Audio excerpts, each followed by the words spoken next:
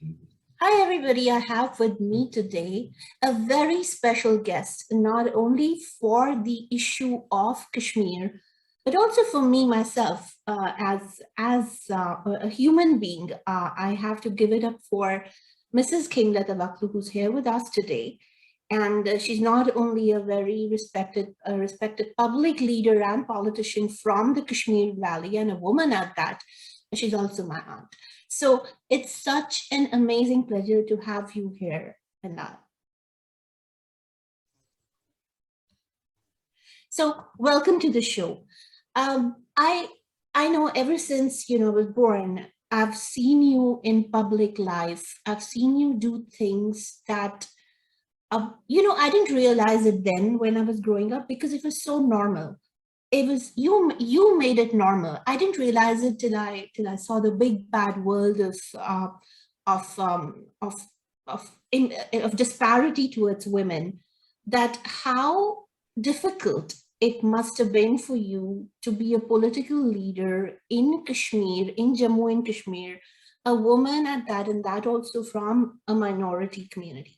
So let's talk a little bit more about it. And we can switch between Hindi, English, and Kashmiri if you want. Okay. So You have how was asked me it? this What time, made yes. you move into politics? Yeah.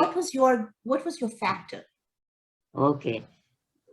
I went to England in 60s when my children were very young. They were school going children. Our younger one was not even in school. He was born. So we went there, but one thing impressed me so much in England and other places, wherever I went. I saw that women are just going everywhere, even on petrol pumps. They used to work. And wherever I went to college and other places. I had opportunity to go with high class ladies, lords and ladies, because my husband was Commonwealth scholar. And they used to call us, they used to invite us along with our children. So I had a broad overall view of the English life, as well as other life also in the college and schools and other things. So there, both of us, my husband and myself, we said that these ladies are doing all sorts of work here. Whereas our women folk, my mother's, aunties, everybody, we all were not doing anything. But one thing was there at my time when I was young, the education has started for ladies. Although I have heard that with you may have read the book, and my auntie, one of my auntie, she was the first woman who went for matriculation examination. She read and everything up till 10 class in her home. It was not compulsory for ladies to go to schools and to colleges at that time, but she was the first woman. And similarly, when I came back from England, because I was of this opinion, and both of us, my husband and myself, we said, if we are not going to get some sort of change in our society, in our place, wherever we are living, wherever our roots are, we have to do something. And luckily, I thought this is the best way to go for election. Just imagine, I had no clue about the parties and all sorts of intrigues and other things. And it was novice, just like a kid. I was quite young at that time, although two boys were born at that time. And it was just like a play. But I must tell you one thing, in Kashmir, where the people, all sorts of people, all sorts of different people from different societies and everybody, they were not anti it. They were not opposite. They were not, everybody welcomed it. Although there were hush tones somewhere that what has happened to her, she is from a good, decent family. She shouldn't have gone like this to door for campaign and something like that. I fought as an independent first time. And that was the unique. This was after 45, 47. after independence, I mean. And it was something different, something unheard of thing. Maharaja tha once upon a time, that court Rani, and one or two ladies were Ranis or something in long back. But this was something new ethos. Everywhere in India, women folk were coming forward. And it was something new, but I just jumped it. And what my biggest support was my husband. And he was equally progressive, more progressive than the other men in the society and other people. And even whenever I used to go for campaigning, and people, dukandar, I mean shopkeepers, they would say, "Come, madam, come here. You can campaign from our shops." That was the ethos. They were look. I mean, they were so bubbling with joy, and the press, the Srinagar Times and some Aftab and others, so they used to cover these on their own. I didn't do anything. And would you believe me, at that time, as an independent candidate, I spent only 3,000 rupees. 3,000. And that too was And given this was was 1947, right after no, no, no, independence? no, no, no, no. It No, when was this was 70, 70s. 71. Okay. 71. Election was in 71.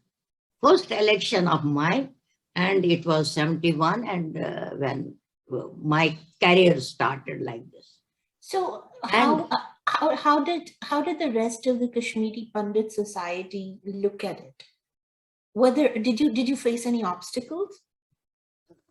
not as such, because one thing was there when my husband was with me, my brothers were with me, my younger brother, Surinder, doctor, his wife, Bimla, they campaigned, my aunt, cousin sister. I mean, she was allowed to go in my campaign and other things because of her parents. Otherwise, it wouldn't have been. And then Mr. Sakru was one gentleman. He also, and there were some shopkeepers, they were also coming with me. It was not organized thing. It was absolutely unorganized. Whatever we could do, whatever we could muster, we went forward. I went forward along with so many people came on their own without any forming any party or anything. It was something unique, something great, something, and I should say that I was the first person after independence to take this kind of step forward. And later on, so many ladies went, there was no doubt. Even now, there are so many people in different And parties. now it's a very different, because they've seen Ah, so many women. So it might not be such a new thing. But um, what was your biggest challenge? Was it balancing your political career with uh, was it in a fact, challenge at all? it was challenge. I mean, first of all, to take this kind of step, to go out of your own home and to go rub your shoulders with men, whosoever comes in. I mean, I had no that sort of inhibitions, I would say, or I would say that I had taboos or anything. I maybe, I, I don't know why, how, I don't know. I, even when I go, in retrospect, when I think about these things. So sometimes I say, how? But I don't know. It happened. It happened. And everybody, and I must tell you one thing. In fact, I'm writing that this time, my own experiences, other things. That book is also going to come, but it will take some more time. In that, I think the village, my Bhabi and my brother, they said, by the way, we were just talking on the uh, chatting on the dining table, eating or so. Said women folk are not doing anything since men are going for earning the key, earning the money for their homes and hers. They can't go into the politics. Otherwise, politics is the best way of serving the people and changing the mentality of it. I said, I just left my apron or something. I was cooking something. I don't remember exactly. I just left. I said, I'm going to do it. And they took it that time. You can ask Billy also. They thought she's just joking. I said, no. I'm not joking. I'll do it. And then they said, if you are going to do it, we are all with you. And my husband was also with me. And everybody, nobody was, perhaps in their homes they may have talked against me, perhaps. But that didn't reach me directly. Some people then, after so many years, somebody said, oh, I don't know why she is going like this. She is spoiling the name of the family, name of all the people, button, something like that. She is doing bad things like that. But that came much later, that this message, sort of what I heard. So, the Kashmir that you have seen, not only because you've obviously lived your entire life there, I have not. Our Of generation course has not. definitely not, Mm, and that's also because because of the situation there. We've seen a very different Kashmir from what you have written in your book. And for those mm, who are not aware, Mrs. Vakhlu has written a book which we're going to talk about in a little while. But before we come to that, I want to talk a little bit more about the difference that has the way Kashmir has moved from what it was in your times to what we saw for the yeah, little time that I was there before we mm, left, and of course. then what it has become now. Because irrespective of whatever has happened in the valley, you have continued to serve the people in the valley. The this politics has put me directly with the people. I mean, contact. I had varied contact with people because I joined NC, National Conference. That was also a very strange type of politics at that time, because Sheikh Sahab had come after so many years, after the wilderness, you can say, that he has come back to the mainstream politics. And I joined his party. And in that, I have had a varied experience. In that party, I have had opportunity to go to those areas, those places where I saw with my own eyes the situation which they were facing, women folk, and in Hindu families as well.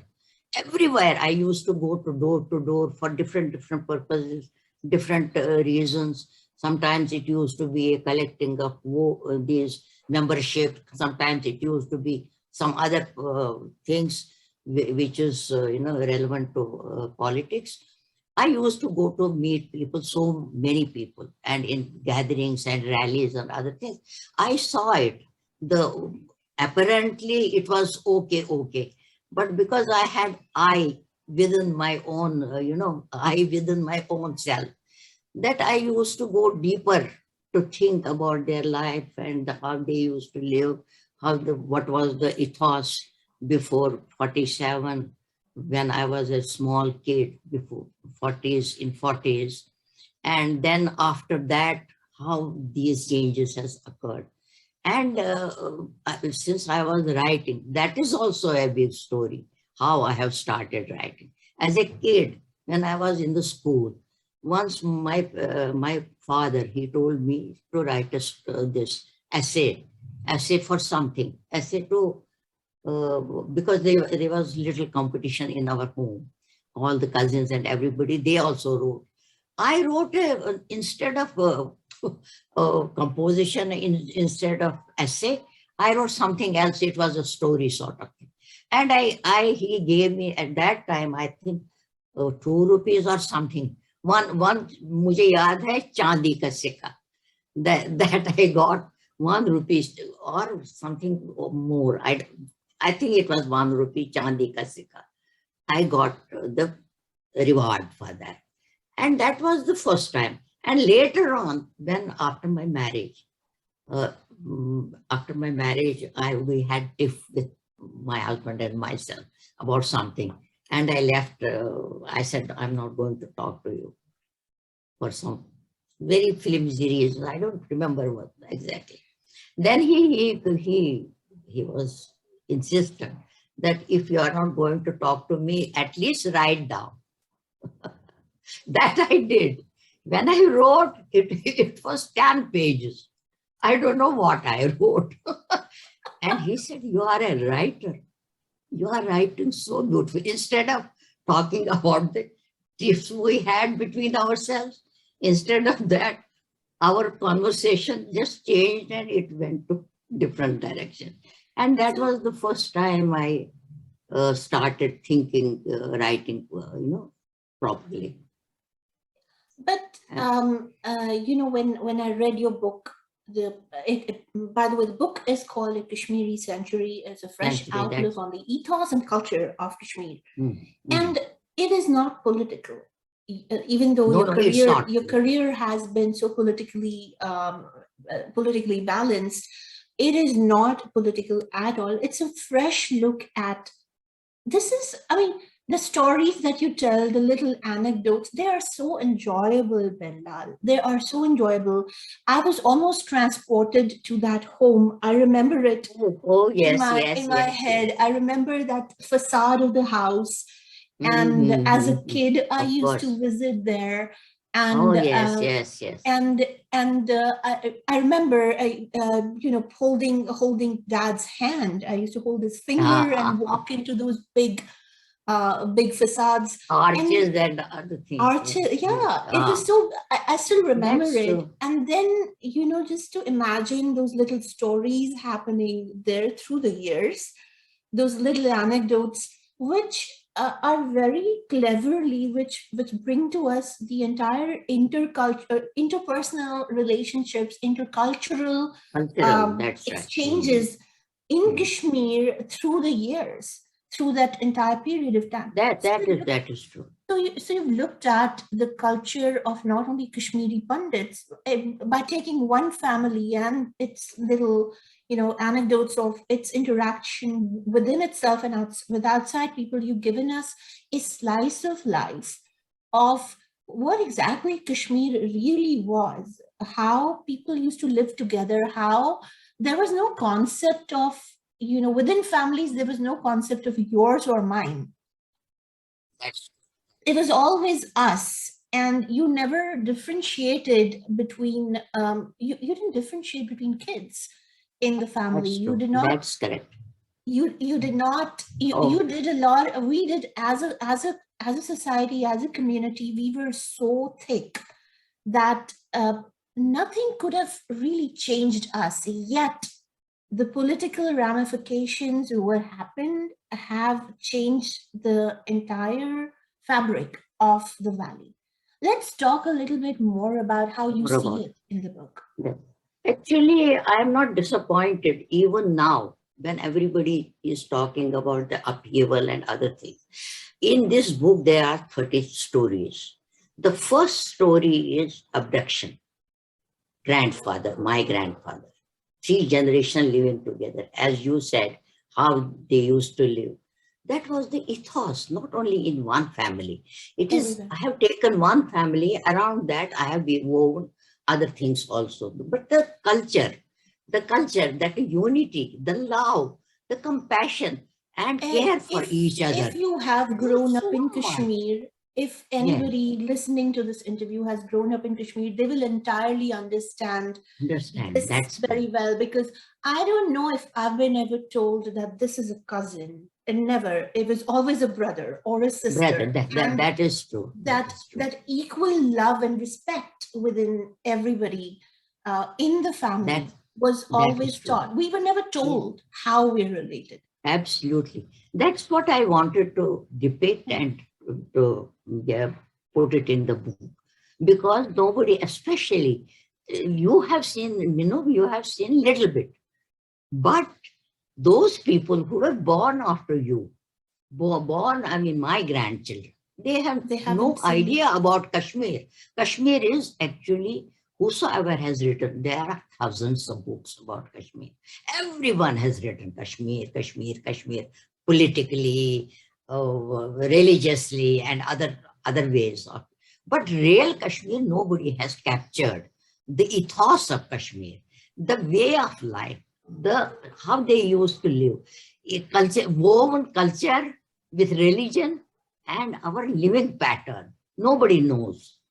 And everybody has written that when we used to go to centuries or thousands of years back, when you go towards that era, at that time they say that then there was intrigues, then there was this, and then Shahamiri came, and then this Raja, that, everybody has written. And then they straight away come from that era to this present area. That is after 1990s, or after this upheaval, what has happened in Kashmir. But in between, thousands of years or hundreds of years have lapsed behind. Nobody knows about that. But I have tried my best, whatever I could. Let's talk more about the book. You said the book, first chapter is adoption. Yeah. Just first chapter, first story is a abduction. That was my father, grandfather. Grandfather's brother was abducted from Kashmir because he was, some lady wanted to have adopt a son, but she would adopt a son. Just that shows the taboos in different societies, that Kashmiri Pandit society, that she wouldn't adopt a boy from any other caste creed. That shows the caste system was there. And then therefore, not only that, she was adamant that it should be Kashmiri person, even if they were living in Lucknow. So, and another thing, the overall ethos of that time, but that was in 1800 and something, and 1880 or something like that. And at that time, there was no communication, there was no light, there was nothing. I mean, this time, we are so, lucky, we are so fortunate that we have got all the communications, everything. This time I am talking to you just as if you are sitting in front of me.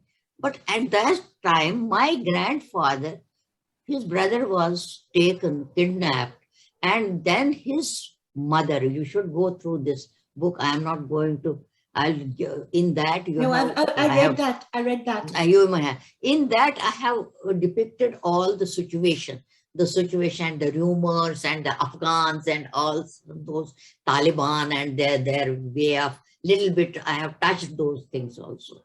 But the overall ethos comes then how they have gone to Lucknow. And my grandfather, along with his mother and servants and something, they were taken to Lucknow, and they couldn't come back. It was so difficult to go because it was not so easy to travel from one place to another place.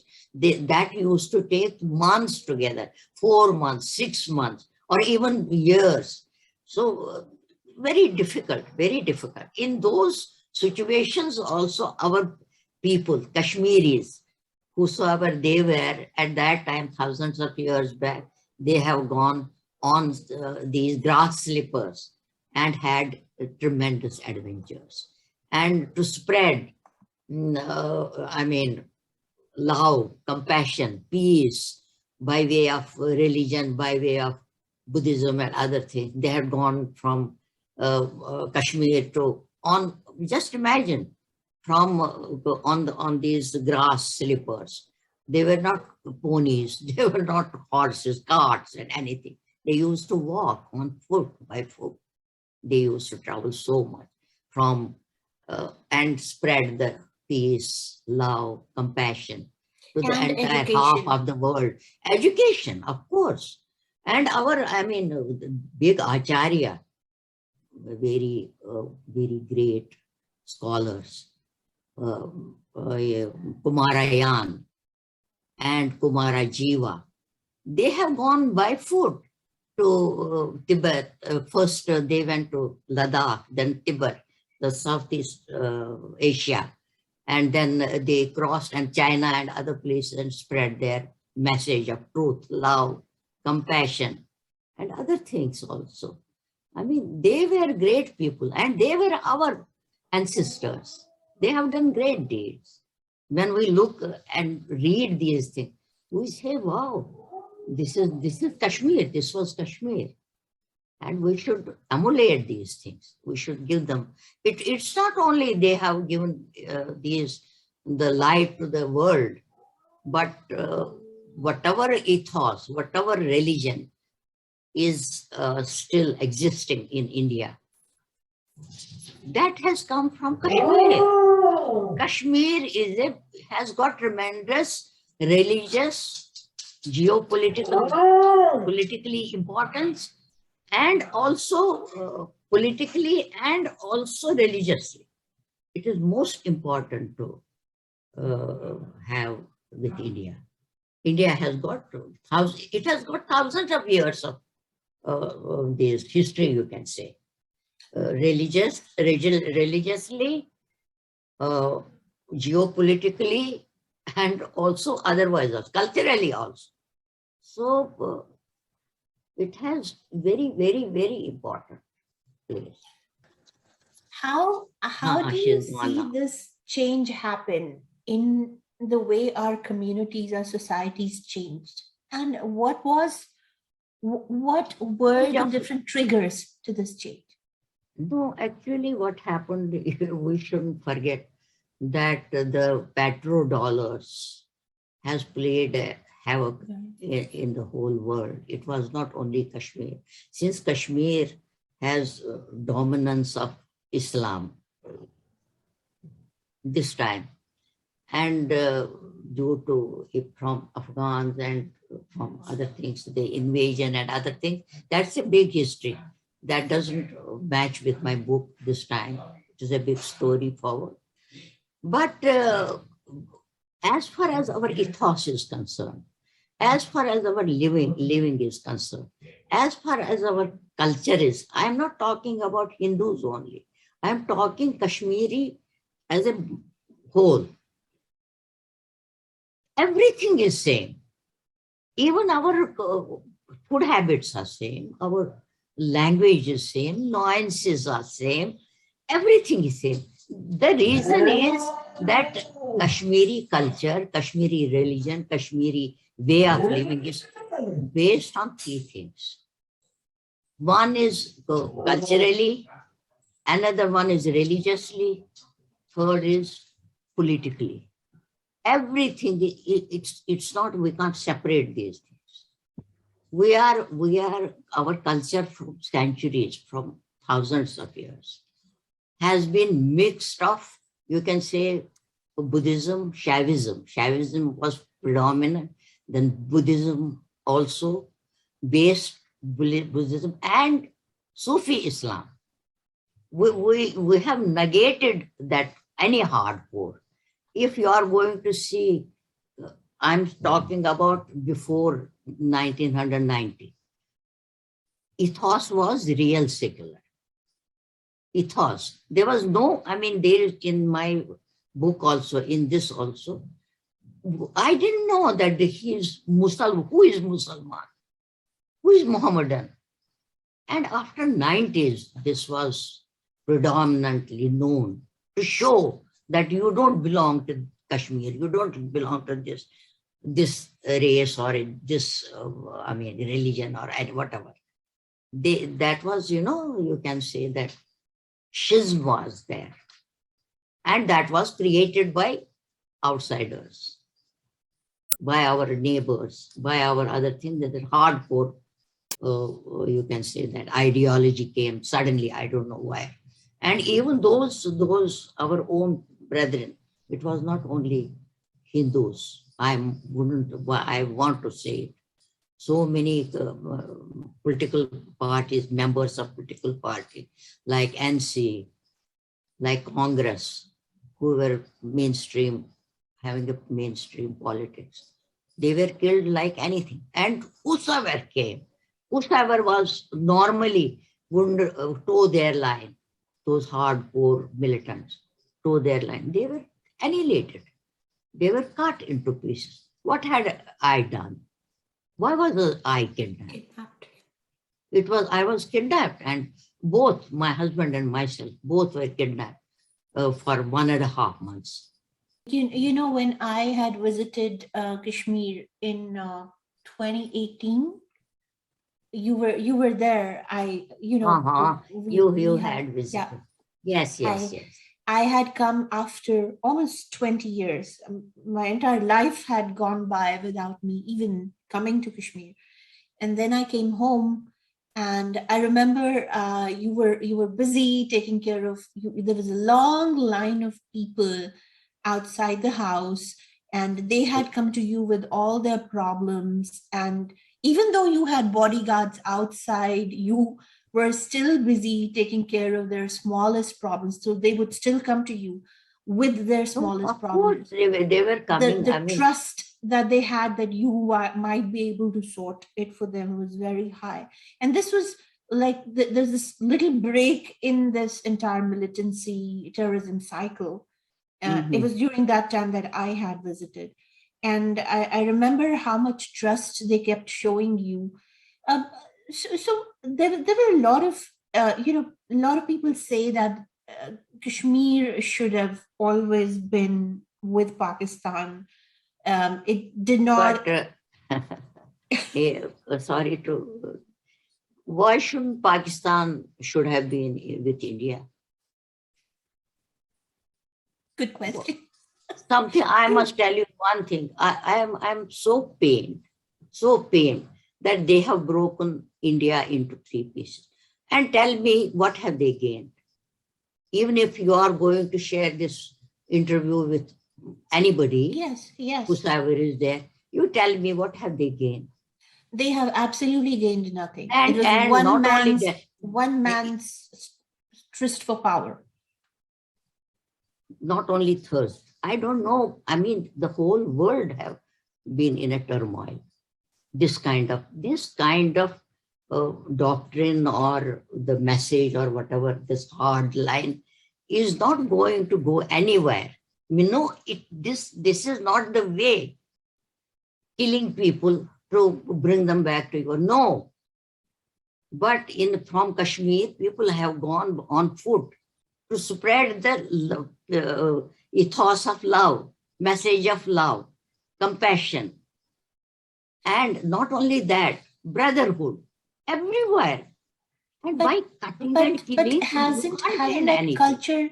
hasn't that culture changed? I remember it was 2018, and I remember the conversation that we had with one of the kids over there. I think it was in Parimel or something.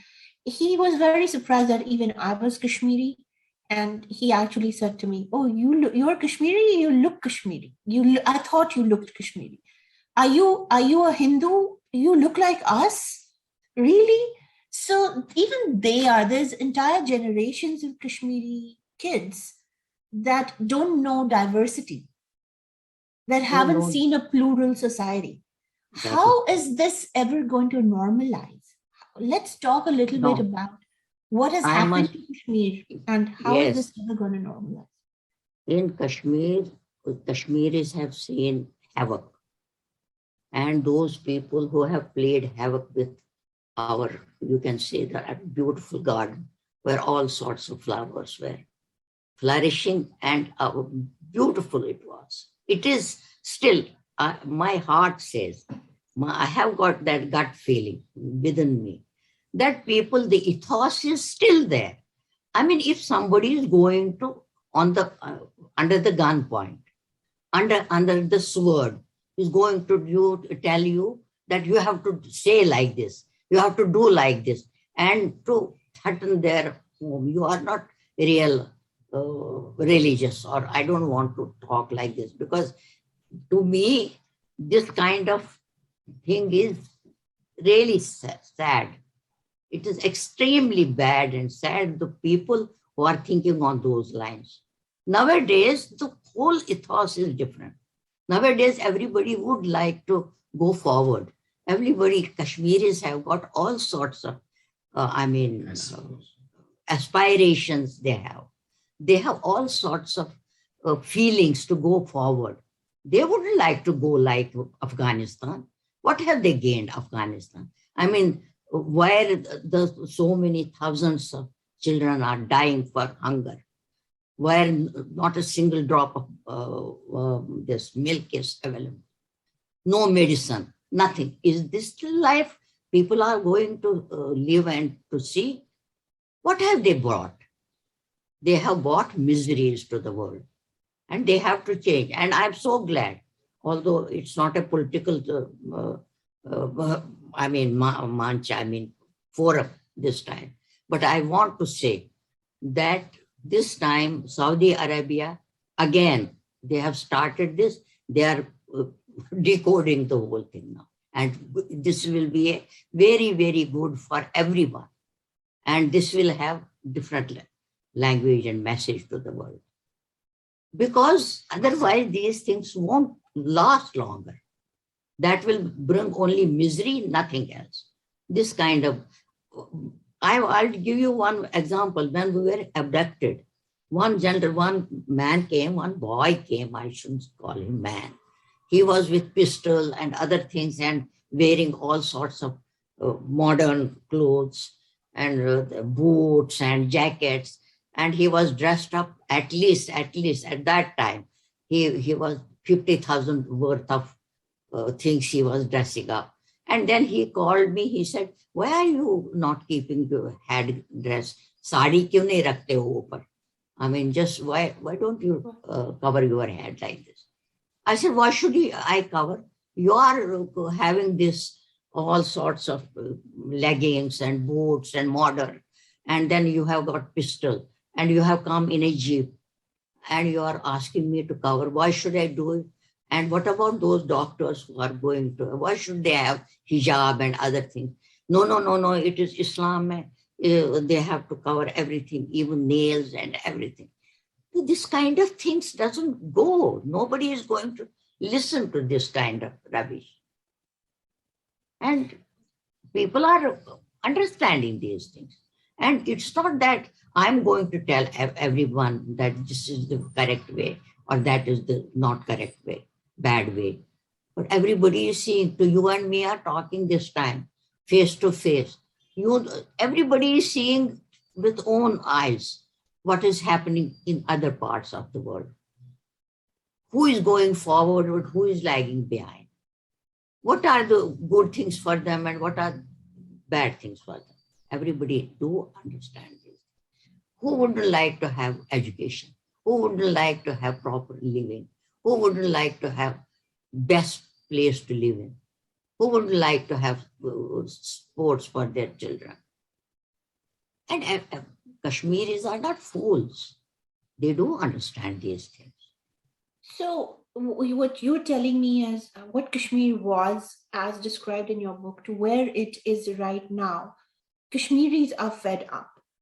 They want out. They want this to stop. What do we have to do? Not only as a society, but what do we have to? What do we tell the politicians to do politically to make this go away? I'll tell you. Politically, although I should have talked like this, but I am frank about these things. I don't care about. There's no reason why not to. Why shouldn't I? Yeah, why not? Politicians have been to some extent, because first it was hardcore Islam, you can say that phobia or whatever, from where it has come. I am not blaming that. They have also suffered. The politicians of today who are living in Kashmir, they have also suffered. The parties have suffered. Just to save their skin, they have to say something which goes from here to inside, to the psyche of those people who have gone away from the society. And they are just finding this middle way. They are towing those, they are not telling the truth. They are not seeing the overall world view of the whole thing. And as far as other countries are concerned, they are seeing their own things through Kashmiris. And if somebody is living in America, somebody is living in Britain or anything, what has he got to do with Kashmir? He's living for centuries there, or 50 years. Why shouldn't he do it? Just for the heck of it, just for the to play a game. That is how I take it. They should, if they are so keen to bring up change, change for what? First, they should make change for what? They can do it now if they are sincere about these things. So, you think it's all political, and something's got to give here. Some things need to be done to stop this infiltration. But given the fact that Kashmir is now broken up, Jammu is separate, then Kashmir and Ladakh is under the central government. Don't you think the government should have done something already over the No, last but couple of one years? thing is, yes, Minnie, I must tell you one thing, that India is a secular country and democratic country. Democratically elected government should come, people's government. That is the way back. And it has to come. If not today, tomorrow, after 6 months, it has to come back. Because democracy is thriving everywhere in India. We shouldn't lag behind. And if democratically proper people, good people, means those people who are not only aspirant and who have got qualities, who can deliver goods, if they will come. And in this, and in within Kashmir also, there are so many people. If the unrest is going on like this, unrest, when there is, something bad is happening, and they can make hay, so many interested groups, so many bureaucrats, politicians, everybody. Even the law and order So, okay, institutions, and everybody made money.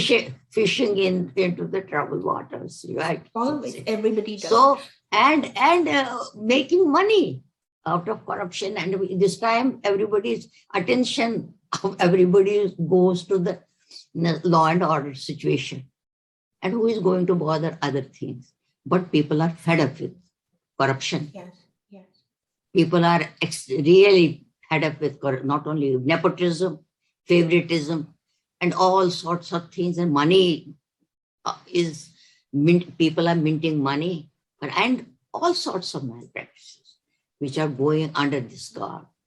But people are understanding, and people have understood these things, and they are very keen that the sooner it gets over. This time, the people are saying that the government has taken, that Lieutenant Governor has taken some steps towards eradication of corruption.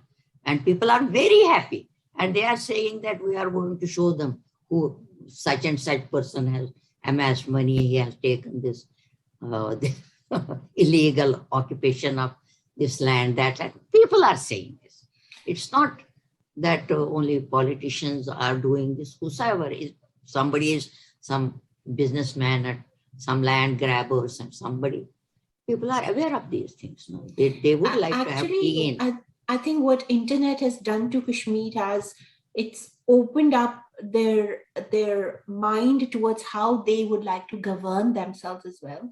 I see a lot of very young activists who are stepping into politics, girls and boys both. Oh yes. And they don't come from political families, but they just want to make sure that things that go is back what to it normal. has to be. It has to be like that. It has to, those people who are aspirant, who want to have change, who want to have the way they want to go. If free and fair elections, if I hope whenever it is going to happen, free and fair election, whosoever comes, it hardly matters. Let them come. Let them govern according to themselves. So, and it will surely have good repercussions. For the good. What are you thinking of writing next, now that this book has been such a wonderful read? And I'm seeing reviews come from everywhere and they're looking amazing, because not only have you documented the social and cultural ethos of Kashmiri Pandits across, not only Kashmiri Pandits as a community, but their interrelationships, cultural interrelationships and similarities with Kashmiri Muslims, and as Kashmir as a culture. over That's 100 years. What yes, is your yes. next work going to be? Next work will be my own story, sort of. Story means autobiographical, based on autobiography. Means also all your questions will be answered in that, including political also. And political upheavals, political gimmicks, and all sorts of whatever experience I have had according to my own thing, with my I own I life. can't I can't wait to read it, Bengal, No, I because haven't you have finished no. it I'll as make yet. a movie out of it. I have no And idea. You have no not, idea. It is because of women like you. It is because of you. You have been such a big inspiration to every girl in our family. Because once you had done whatever you did, nothing nothing was everything, you were the highest, you were the gold standard for all of us.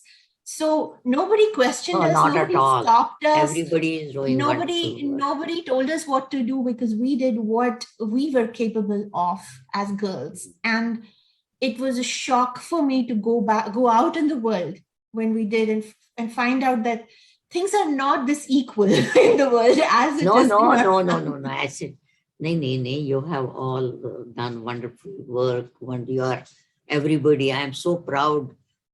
And it's my desire that whole Kashmir should come forward. And we have got talent, we have got brains, we have got all sorts of things. Not only now, I mean, our ancestors have done great deeds for the universe, and as definitely for India. They have done, Absolutely.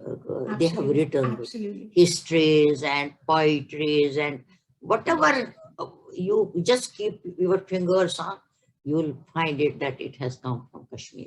Kashmir is a beacon light of, it was, but nowadays it has gone so dark that every whosoever, the way I have written my book is entirely different what other people have written about Kashmir.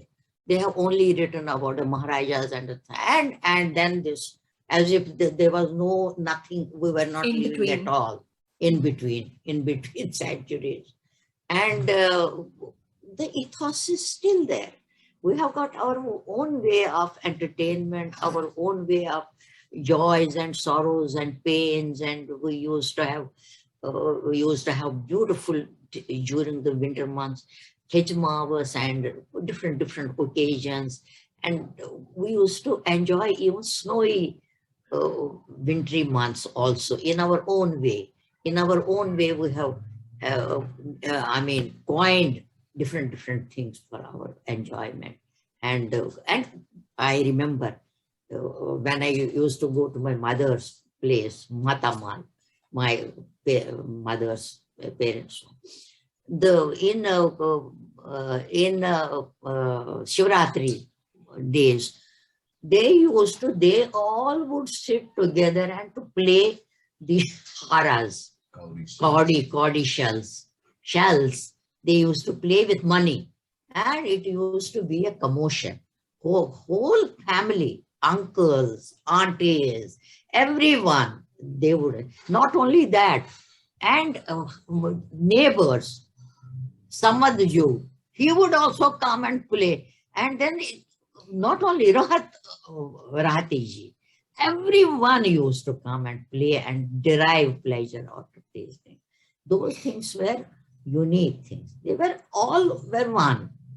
It was not that he is, and of course in 90s, it was done deliberately, and it was done in such a way that it was really after so many centuries this has happened.